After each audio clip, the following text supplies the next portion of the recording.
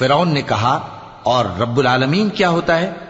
فرمایا آسمانوں اور زمین اور جو کچھ ان دونوں میں ہے سب کا مالک، بشرطے کہ تم لوگوں کو یقین ہو۔ فرعون نے اپنے ارد گرد کے لوگوں سے کہا کہ کیا تم سنتے نہیں؟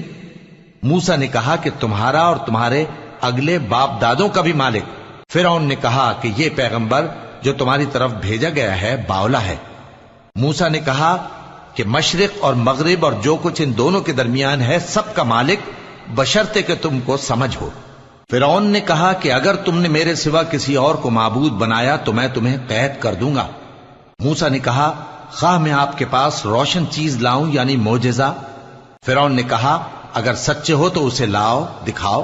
پس انہوں نے اپنی لاٹھی ڈال دی تو وہ اسی وقت صاف اژدہا بن گئی، اور اپنا ہاتھ جو نکالا تو اسی دم دیکھنے والوں کے لیے سفید براق نظر آنے لگا۔